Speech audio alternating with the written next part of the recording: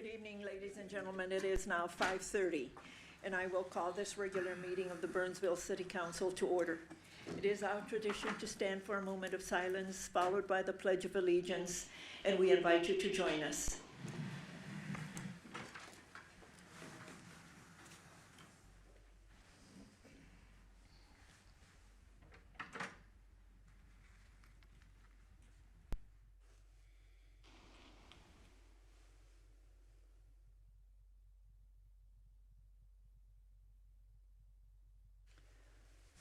I pledge allegiance to the flag of the United States of America and to the republic for which it stands, one nation, under God, indivisible, with liberty and justice for all. Tonight's meeting is being conducted both in person and online. Members of the public may attend in person or watch this meeting online at burnsvillemn.gov/meetings or Comcast Channel 16 or 859. The public can also participate through Zoom by joining us at zoom.us/join. More information is available on our meeting webpage and in a council agenda packet. The next item on the agenda is announcements and presentations. Our announcements have to do with all of our upcoming meetings. Regular council meetings are scheduled for Tuesday, August 22nd at 5:30 p.m. and Tuesday, September 5th at 5:30 p.m. We have a work session that's scheduled for Tuesday, August 15th at 5:30 p.m.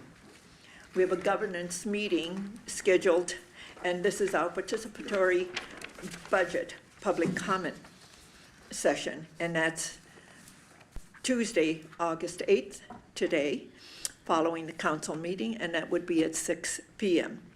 We have a special work session for department strategic plans. This is all part of our budgeting process, and that's Tuesday, August 15th at 6:30 p.m. We have a special work session that's scheduled, and it's for our budget, and that's Tuesday, August 22nd at 6 p.m. Unless noted, all meetings of the City Council are held here in the council chambers. And tonight, we are pleased to recognize our outgoing commissioners and thank them for the work that they have done in service to our community. And I will do that from that side.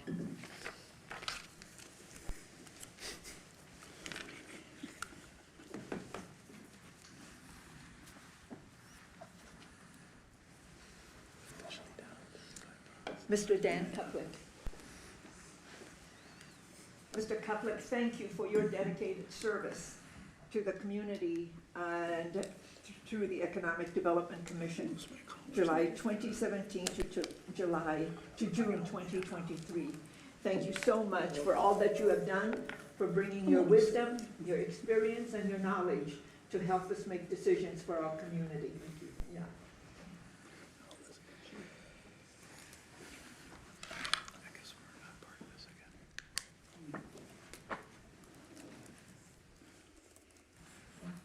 Stick around because we'll also need a picture with all of the council members, with the others.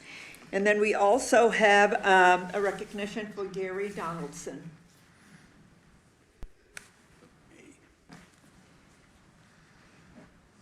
Gary, you have served the community for so long, and thank you so much for your dedicated service in Parks and Natural Resources from January 2017 to June 2023. Thank you so much for all that you have given to help us make our park system and our natural resources one that is really premier. Yes, thank you. Thank you. Yeah, I think your wife wants a picture.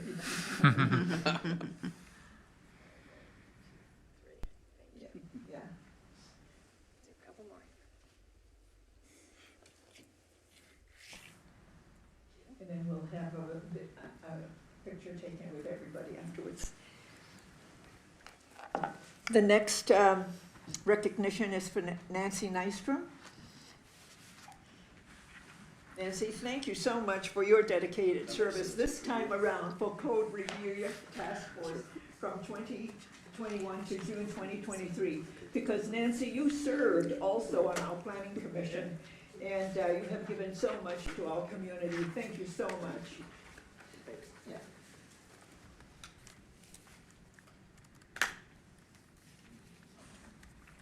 Thank you. So, I don't see Mr. LaFever. Okay, we will do this at another time for him. And so all of the recipients, if you can please all come in, so we'll take a photo with members of the council and our city manager. Greg's no tie over here. Nancy, you have to stand right You have here. to, it's tradition. You have to stand right It's here. nearly required. We just, can you see? They're gonna die. So I can see it.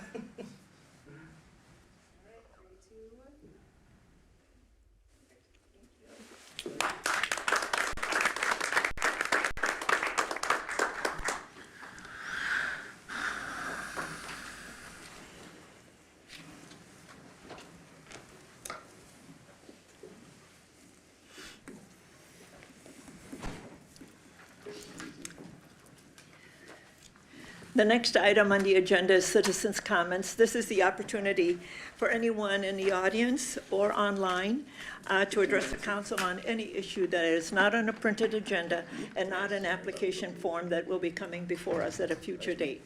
Is there anyone who wishes to address the council? Mrs. Collins, anyone online? No, Madam Mayor. Okay. The next is for emergency items only. This is additions to the final agenda. City Manager Lindberg, are there any emergency items to come before the body this evening? Nothing from staff, Mayor. Thank you. Members of the council, thank you. We will move on. The next item is the consent agenda. The consent agenda is a group of items that's considered to be routine and will be enacted by one motion. However, an item on the consent agenda can be removed for a separate discussion and vote. Is there anyone in the audience who wishes an item on the consent agenda to be removed for a separate discussion and vote?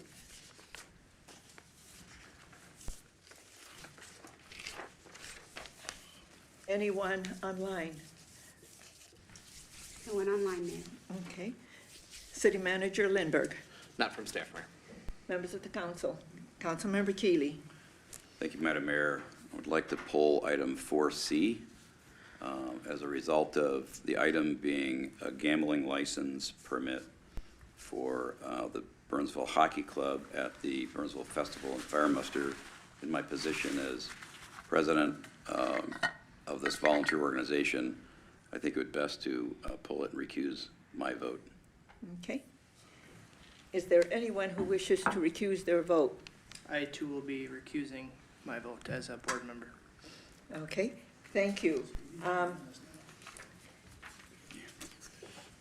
Item 4C is a resolution to approve the off-site gambling permit in conjunction with Burnsville Festival and Fire Muster by the Burnsville Hockey Club. That item is being pulled for a separate vote. May I have a motion to approve the balance, please? Moved. Second. There's a motion and a second. All in favor, please say aye. Aye. Aye. Opposed, say nay, and the motion carries. Staff, give the background for this. Mrs. Collins, are you giving the background for this one? 4C? Oh, no, 4C. Yeah. There. Madam Mayor, the consent item, Yeah, we did not prepare a background for the consent item. okay.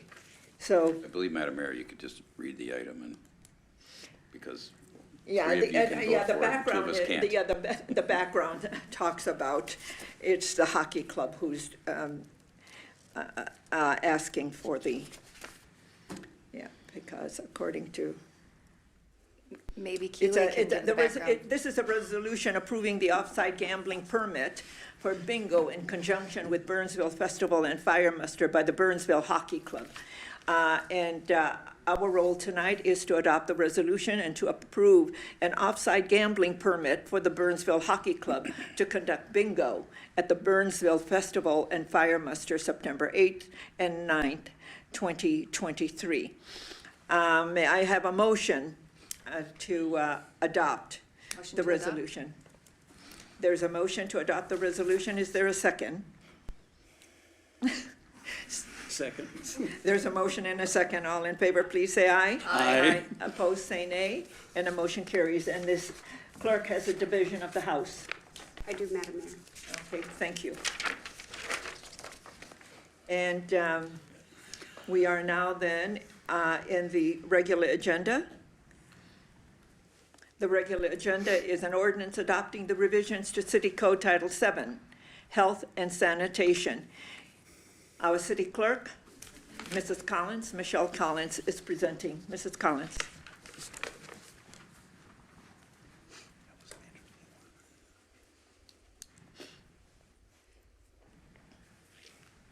Thank you, Madam Mayor.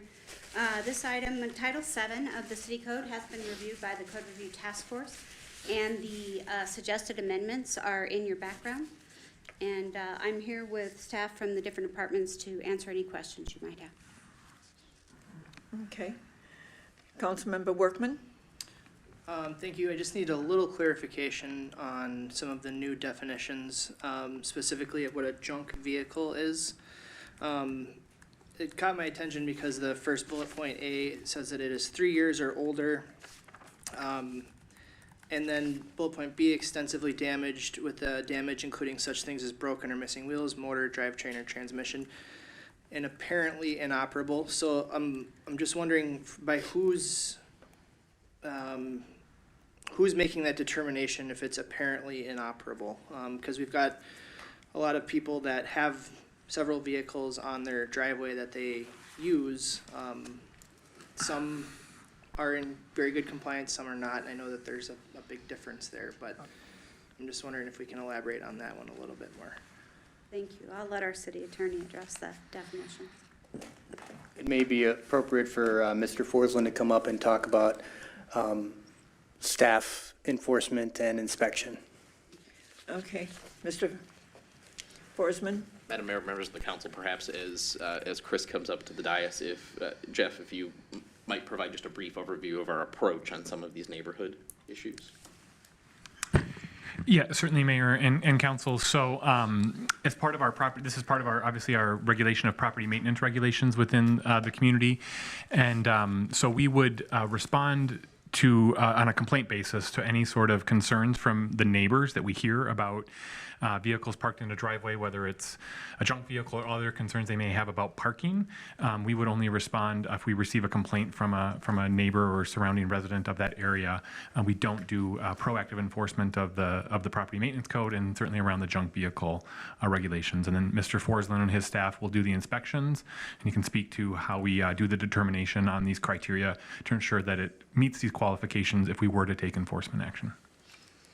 Okay. Mr. Forsland, definition.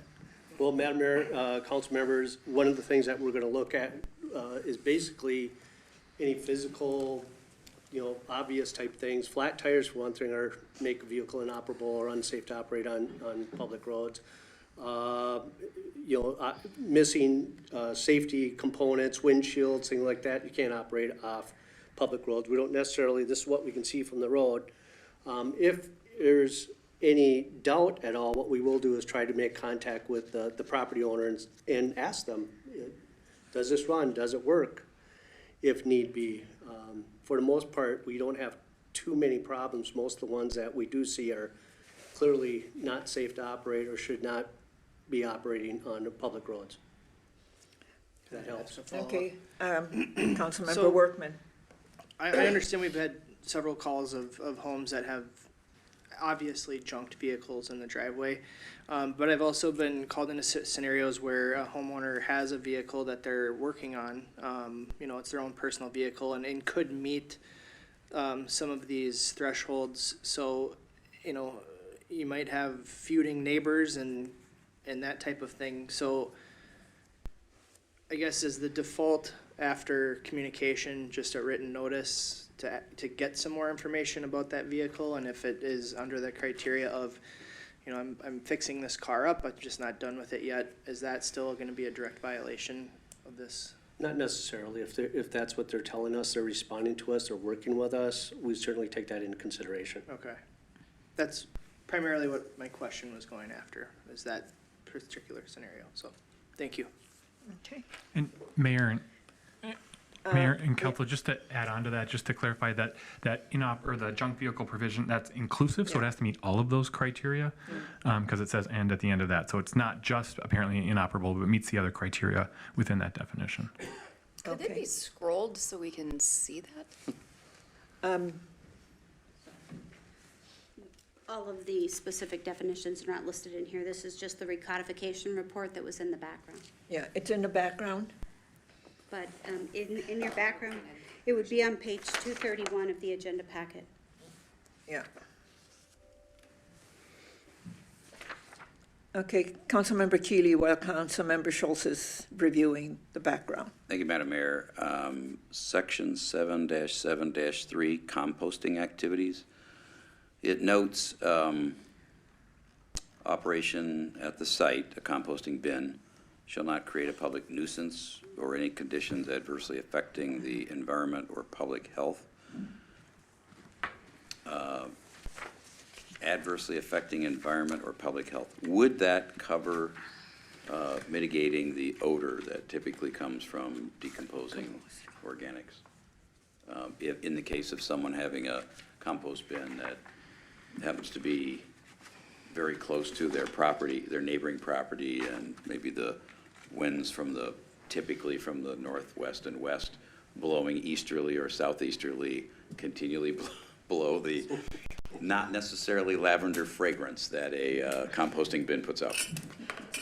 Madam Mayor, council members, I've never had a lavender smelling compost bin I've had to look at before.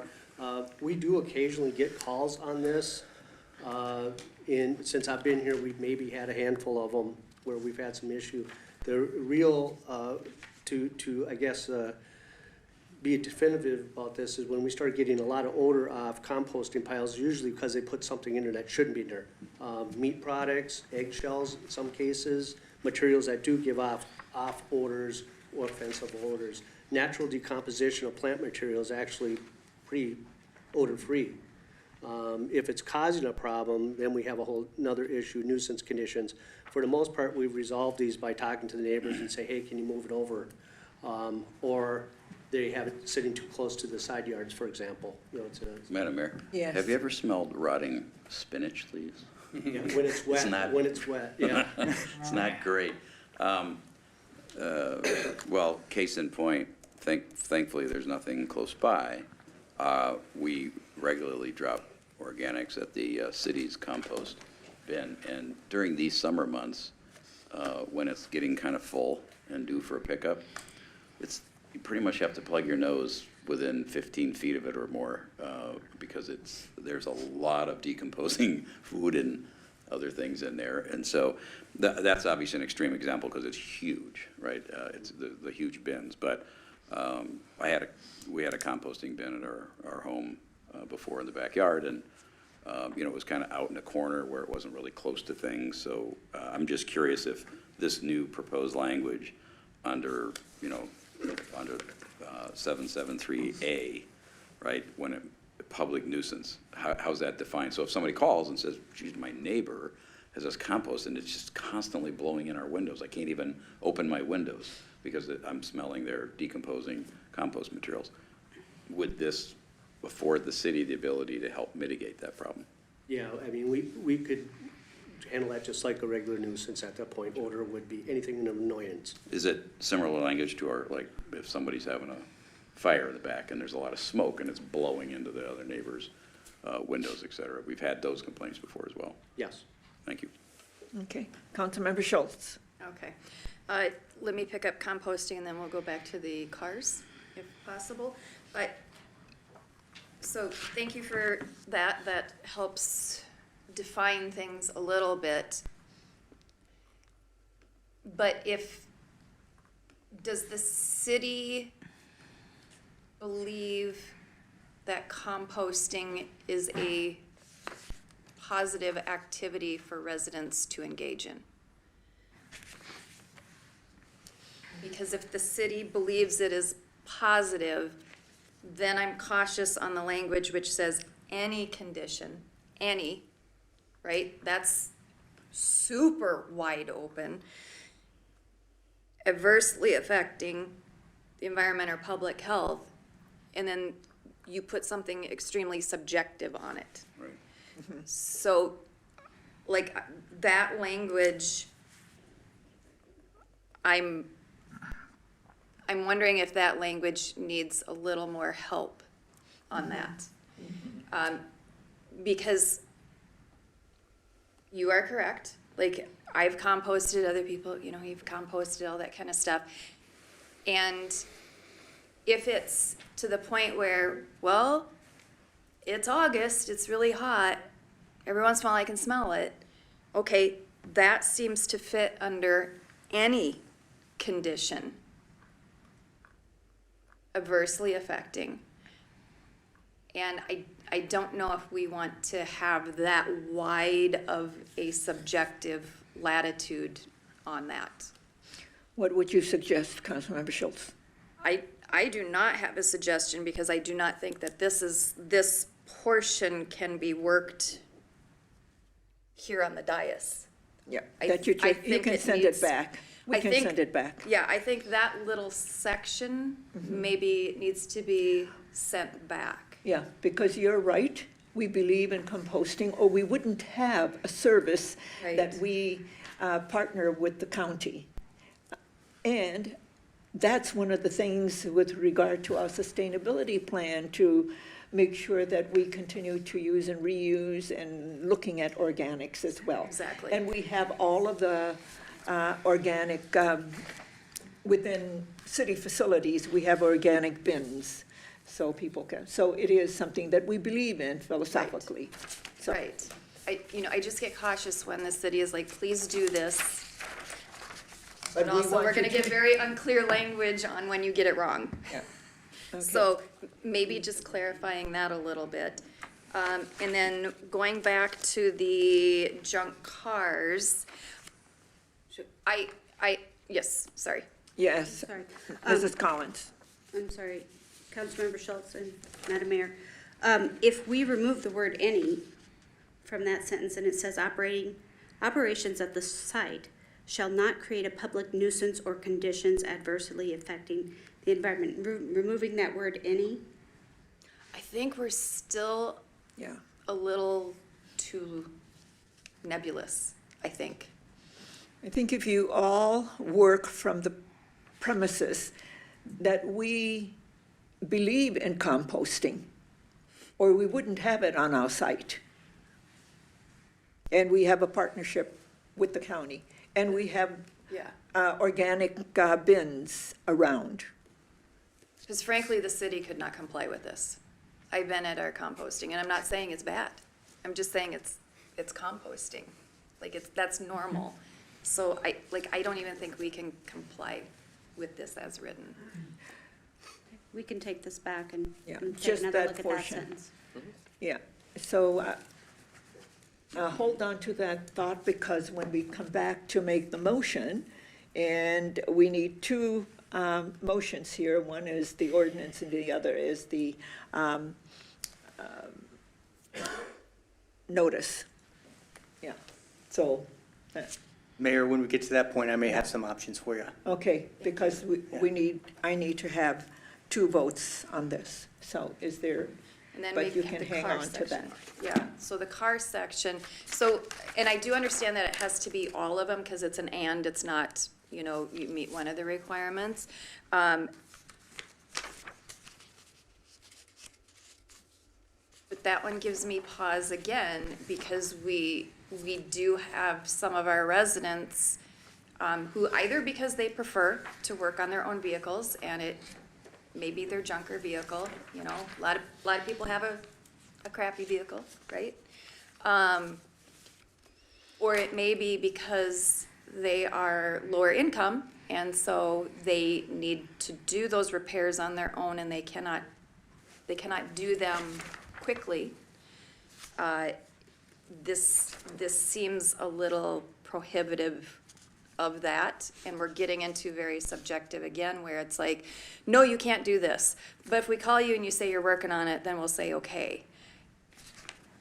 I don't like when we have ordinances that we tell our staff to ignore, basically.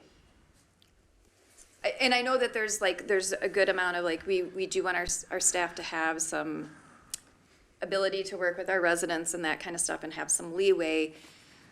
But I don't like having it right off the bat where people will meet all of those requirements.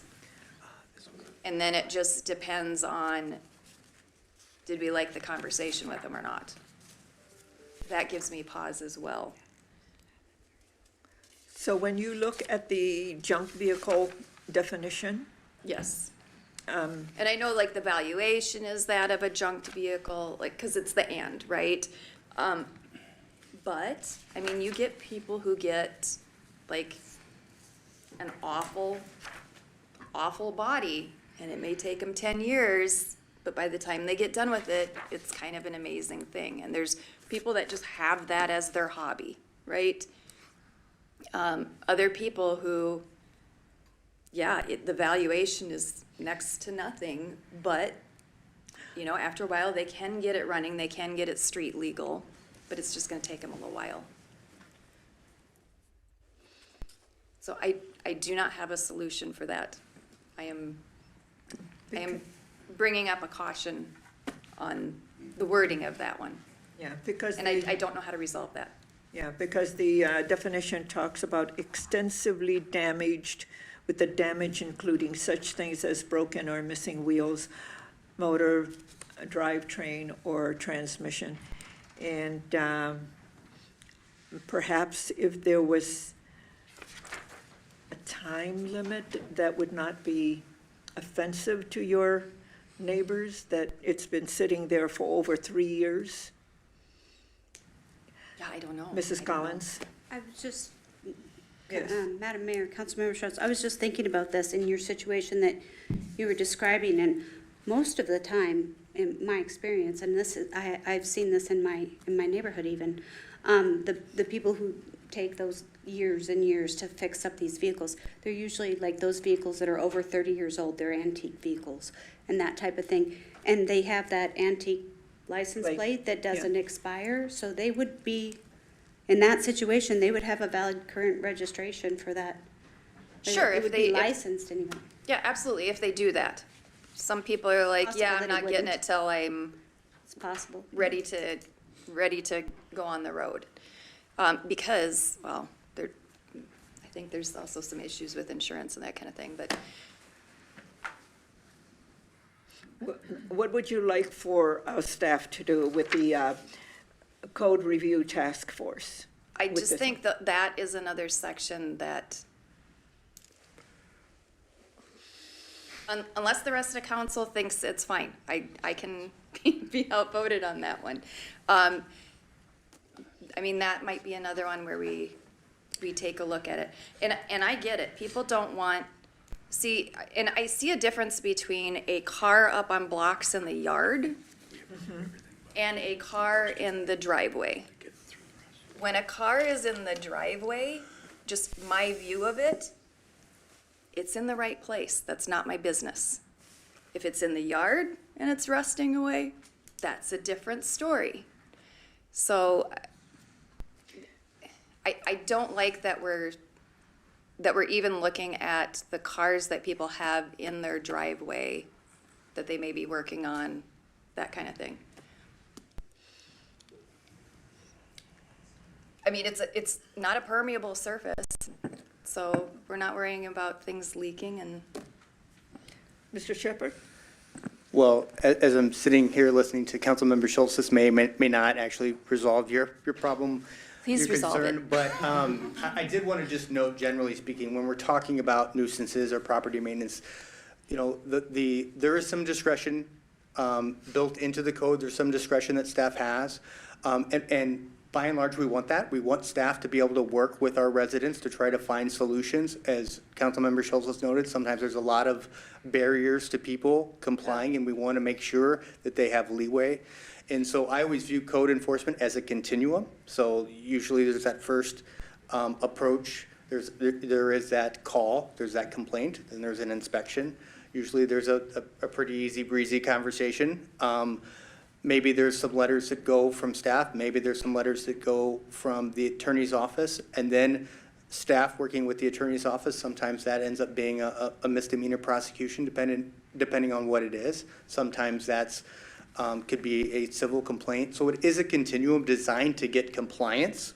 That may not resolve your concern that you have totally, but I just want to let you know that staff takes it very seriously in terms of approaching residents and trying to resolve the conflict that's inherent in maybe someone's use of their property affecting someone else's, and all the circumstances that are rolled into that. Again, may not totally resolve your concern, but I just want to put that out on the table and let the council know how we view it. That actually increased my anxiety. Like right when you hit misdemeanor going to court, Yeah. my anxiety Yeah. went through Yeah. the roof right at that point. So, and to let you know, like, and I can't remember the date, but Councilmember Workman and I went to a resident's home, and they were being targeted by a neighbor. Their cars were fine. They have a number of cars. They also got some kids. You know what I'm saying when you got teen kids? And my view of it is they were being harassed, and this type of thing was being used to harass them. There was nothing wrong with anything they were doing. Their cars were in their driveway. They were all operable or very, very close to being on their way to being operable to get it ready for a teen kid, right? So, yeah, I think I'm zeroing in. I don't like that we're saying, even if you have it in your driveway and this is your vehicle in your possession, we're gonna decide if you can have it or not. Okay. Like if you can have your piece of property or not. I don't like that. I don't like that. So as long as it's on your driveway, they are in compliance. Yeah, I think if they're in the driveway, they're in compliance. I mean, that's your property. Your car's your property, your driveway's your property. So that can be added as a definition. So when they're looking at all of that, then if an automobile is on their property, they're working on it. And it's on the driveway, and it's not causing harm to the neighbor. It might be an eyesore, but that's subjective. Yeah, I mean, I'm sure some of my neighbors love my Honda Element and some of them do not. But and I'm thinking like that was a repoed car that had a dead animal inside. So, not like she was worth a lot of money when I got her. So, I get it, and I get what people are trying to do, especially, and I see this more in our residents, especially when they have teens. Yeah. You want a safe car for them, so usually the parent gives them the safe car, and then the parent takes the absolute piece of junk and tries to get it working, so. Okay. you're thinking of Councilmember something. Gustafson has, and then I'll come to Councilmember Workman. Councilmember Madam Mayor. Gustafson. Having worked on this task force for the last 2.5, going on 3 years, I work with inspections a lot, Yeah. and I talk with the citizens a lot. And I've got a greater understanding of how we actually work in inspections.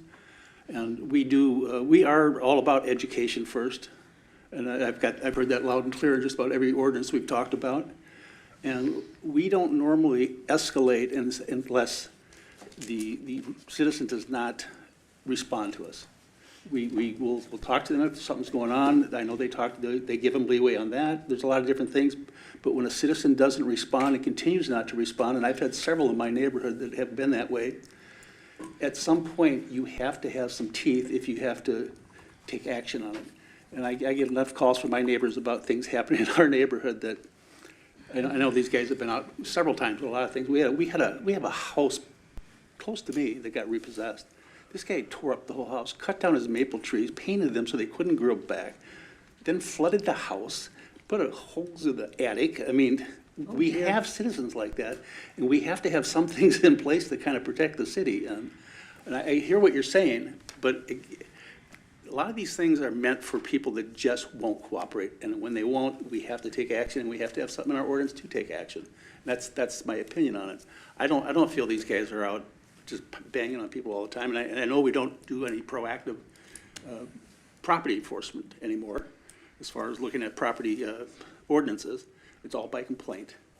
And so I hear what you're saying. If they were out there just knocking on doors when you and I first got on council, that's kind of what was happening.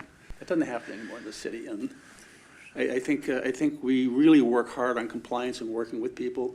And we as a council even created a fund for, cash for code and that. So I mean, as a city, I think we're trying to help people, but they got to respond to us. And if they don't, and this doesn't happen in a 1 month, 2 month period of time. It can be a year or two before we actually take action, and then it's another year or two before maybe even get into court. And so, but you got to have something on the books. That's what I'm saying. This resident was having a different experience. I'm sure he was, but I can point out several that weren't having that experience. They were doing it to themselves. Okay. Councilmember Workman. So I guess what I'm after here is some type of balance, because speaking to the scenario with Councilmember Schultz is referencing, we had a homeowner who received a letter from code enforcement saying they had junk cars in their driveway. It had to get elevated, and then upon further inspection, every single vehicle had up-to-date tabs and registration, and none of them were junked. One of them was being worked on but had a tarp over it, so it was proactively being, protected, so it wasn't an eyesore, but yet that person still received a letter and a threat of citation and so forth. I balanced that with Highland View Lane, where we have an individual who had several very clearly junked vehicles that was no intention of doing anything with, which actually was creating a public nuisance. So I guess where I'm asking for with this specific thing is trying to find a little more context in this scenario, because there are neighbors that don't like neighbors and are going to take advantage of every single thing in our code book to try to get at them however they can. And in the situation where the resident was doing everything correctly, they still received the letter and the threat of, court and citations and that. And so that's kind of what prompted me to ask this question in the first place was, if all of these things have to be true, then at least we've got somewhat of a buffer there. And then I do trust code enforcement to go out and investigate and figure out what the context is. It's just my experience with it. It didn't quite go that way, but that doesn't mean it goes that way 100% of the time either. So where do we go with this? I'm not sure. Greg, I see you're up. Maybe you have something. We're going to go add. to City Manager Lindberg. Mayor and Council, Councilmember Schultz brings up a good policy question from my perspective. Does the council wish to make this definition in situations where the junk vehicle is simply not on the driveway? Right. That's certainly clarity and policy direction that then we can take back to the code review task force and work through our process with. I would agree that at the end of the day we've repurposed our existing code enforcement function as our neighborhood services group for a reason. That team is first and foremost available to the community to support them through needs that are related to the code. And to Councilmember Schultz's earlier point, clarity in the code and the ease of understanding what the council's policy direction is incredibly important in this process. So we want to get it right so our staff are well supported to kind of carry out that purpose of first interacting in and amongst our neighbors and in our neighborhoods in a way that first educates, but also respects the fact that there is a spectrum. There are times, there are usually exceptions to the rule, right, where other enforcement actions are needed, and those are tools in the toolbox. But our starting point is to support the purpose and the clarity of what the code says, and not to use it or encourage it to be used against each other. So that's not lost on me. It certainly is not lost on Jeff, Chris, and I as we think about how do we operationalize this conversation effectively. And we'll bring more conversation with the council in a work session on that very topic in the next couple of months. With this change, I think it's important, again, for the community, for the council to understand why we're making those operational changes as well.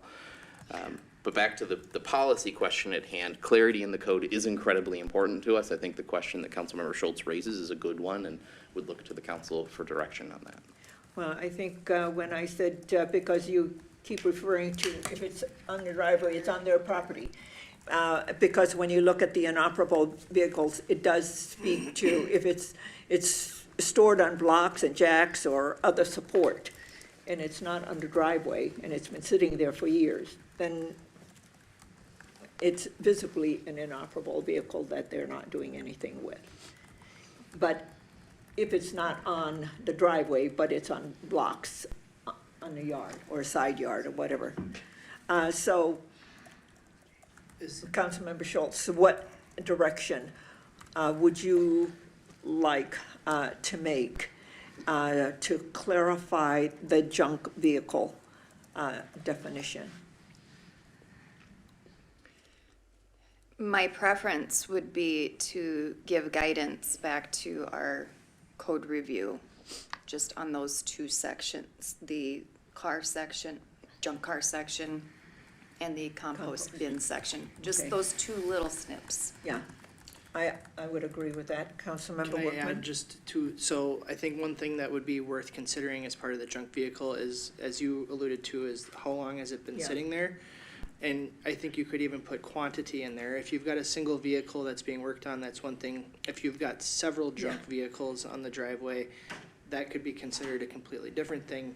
Obviously, if there's some context and one of them's only been there for a week and it'll be gone in a week, then that's one thing. But if that vehicle's been there for, I don't know what the right timestamp is, but I think those are maybe some considerations to put into it, is Yeah. length of how long it's been parked and how many do you have parked. Yeah, those are some definitions. So, are there any other, and I'd like Mr. Shepherd to come up with how we're going to make sure that we adopt the revised ordinance. And then, because that's only, I need 3 votes on that, but then I need 4 votes on the summary. Mayor and council, given that we have 2 main pieces, and one is more discrete, the composting, but the junk vehicle has some ancillary effects further down the line, so we start from a definition, but then we got regulation. What I recommend is sending the entire, not adopting any portion So of just send Title it back VII. and make it come back But to then- us. But the only revisions that we want the code review task force are those 2 sections. But don't take a vote on it tonight, just Yeah. continue it. I just Okay. think it's clearer Yeah. cleaner that way and Yeah. clearer that way. Okay, so members of the council, I would like a motion to continue, if there is no other item within the code review that you wanted to review. But if not, then I would like a motion to send this back to the code review task force to review those 2 items that have been identified, and that's the definitions for junk vehicle and on the composting. So moved.